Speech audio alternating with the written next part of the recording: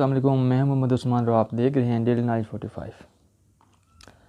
آج میں آپ کے لیے حضرت آدم علیہ السلام کے جو قصہ تھا اس کا دوسرا پارٹ پیش کرنے جا رہا ہوں۔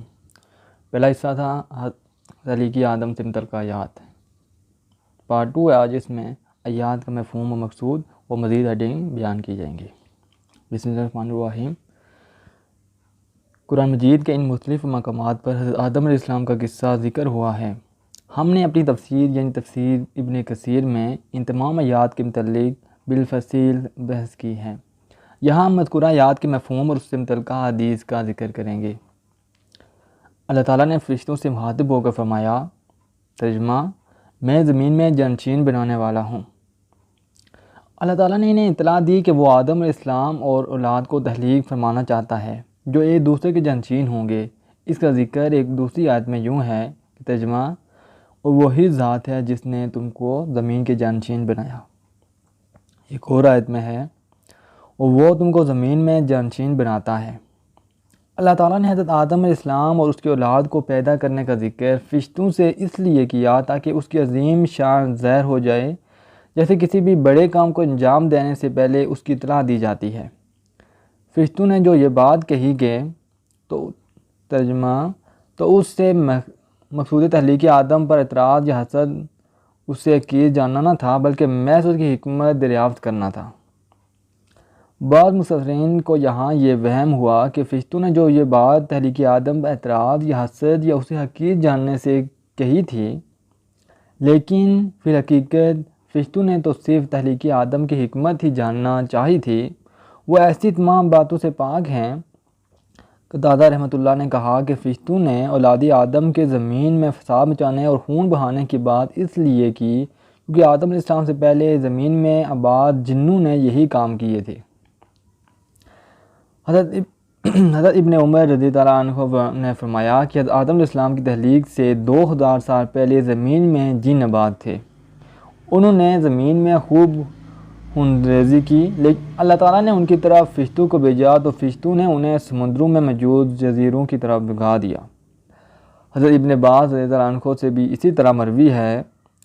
امام حسن رحمۃ اللہ سے مروی ہے کہ فرشتوں کو اس کا الہام ہوا تھا۔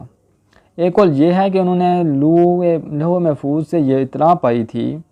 ایک قول یہ بھی ہے کہ ہاروت و ماروت نے ایک فرشتے سے یہ بات جان کر انہیں اطلاع دی تھی۔ اسے ابو حاتم رحمۃ اللہ نے ابو جعفر باقر رحمۃ اللہ سے روایت کیا ہے۔ امام ابن کثیر رحمۃ اللہ نے اس قول کی تردید فرمائی ہے۔ ایک قول یہ ہے کہ فرشتوں نے یہ اس لیے کہا کیونکہ زمین سے پیدا کردہ چیز اسی طرح کی ہوتی ہے۔ بہرحال فرشتوں نے اس تجربے کے پیش نظر عرض کیا، اور ہم تیری تسبیح حمد اور پاکی بیان کرتے ہیں۔ مطلب یہ تھا کہ ہم ہمیشہ تیری عبادت کرتے ہیں، ہم کوئی بھی نافرمانی نہیں کرتے۔ اگر انسان کو پیدا کرنے کا مقصد عبادت ہی ہے تو ہم دن رات عبادت کے لیے پہلے ہی موجود ہیں۔ اس پر اللہ تعالیٰ نے فرمایا، ترجمہ: میں وہ کچھ جانتا ہوں جو تم نہیں جانتے۔ مراد یہ تھا کہ انہیں پیدا کرنے کی حکمت جو مجھے معلوم ہے وہ تمہیں معلوم نہیں، اور وہ یہ ہے کہ ان میں نبی، رسول، صدیق، شہداء اور صالحین پیدا ہوں گے۔ ہیڈنگ نمبر 2، آدم علیہ السلام کے فرشتوں پر علمی فضیلت۔ اس کے بعد اللہ تعالیٰ نے فرشتوں پر حضرت آدم علیہ السلام کی فضیلت ظاہر کی۔ فرمایا، ترجمہ: اور آدم کو تمام نام سکھا دیے۔ حضرت ابن عباس رضی اللہ عنہ بیان کرتے ہیں کہ ان ناموں سے مراد عالم روزمرہ استعمال کے نام ہیں، عام روزمرہ استعمال کے نام ہیں جنہیں لوگ عموماً جانتے پہچانتے ہیں، مثلا انسان، حیوان، زمین، میدان، سمندر، پہاڑ، اونٹ اور گدھا وغیرہ۔ مجاہد رحمۃ اللہ نے فرمایا کہ پیالہ، ہنڈیا، پرندے اور ہر ضرورت کی چیز کے نام سکھائے۔ سعید بن جبیر رحمۃ اللہ اور قتادہ رحمۃ اللہ سے بھی اسی طرح مروی ہے۔ ربی رحمۃ اللہ نے کہا کہ فرشتوں کے نام سکھائے۔ عبد الرحمن بن زید رحمۃ اللہ نے کہا کہ آدم علیہ السلام کو اپنے اولاد کے نام سکھائے۔ صحیح قول یہ ہے کہ اللہ تعالیٰ نے ہر چھوٹی اور بڑی چیز اور ان کے افعال کے نام سکھائے، جیسا کہ حضرت ابن عباس رضی اللہ عنہ نے ذکر فرمایا ہے۔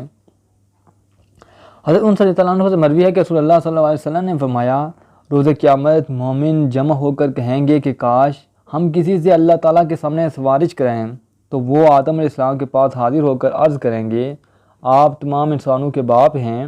اللہ تعالیٰ نے آپ کو اپنے ہاتھوں سے بنایا ہے، آپ کو فرشتوں سے سجدہ کرایا ہے اور آپ کو ہر چیز کے نام سکھائے۔ اللہ تعالیٰ نے اس فرمان ترجمہ پھر وہ اشیاء فرشتوں کے سامنے پیش کی اور فرمایا کہ اگر تم سچے ہو تو ان کے نام بتاؤ۔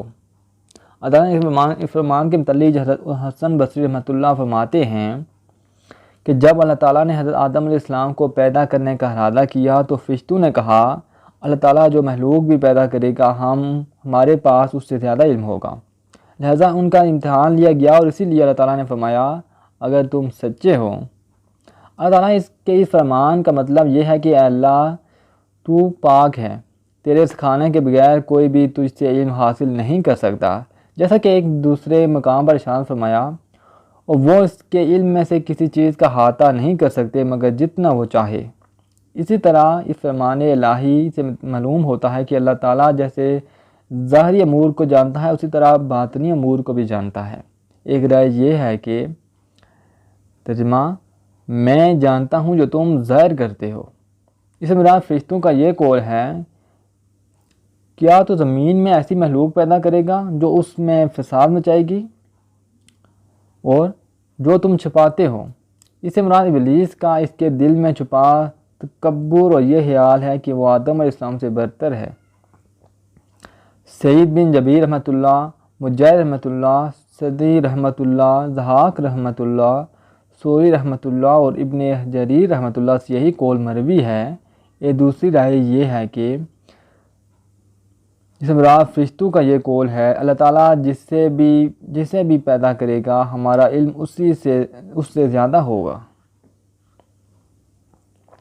ہیڈنگ 3 حضرت آدم علیہ السلام کا شرف اور مرتبہ۔ حضرت آدم علیہ السلام کے لیے یہ عظیم شرف ہے کہ اللہ تعالیٰ نے انہیں اپنے ہاتھ سے بنایا اور ان میں اپنی روح پھونکی، جیسا کہ ایک آیت میں ہے کہ جب میں اسے صحیح طور پر برابر کر لوں اور اس میں اپنی روح پھونک دوں تو اس کے لیے سجدے میں گر جانا۔ حضرت آدم علیہ السلام کا مقام و مرتبہ 4 لحاظ سے ظاہر ہوتا ہے۔ نمبر 1 اللہ تعالیٰ نے انہیں اپنے ہاتھ سے بنایا۔ نمبر 2 ان میں اپنی روح پھونکی۔ نمبر 3 فرشتوں سے انہیں سجدہ کرایا، اور نمبر 4 انہیں تمام اشیاء کے نام سکھائے۔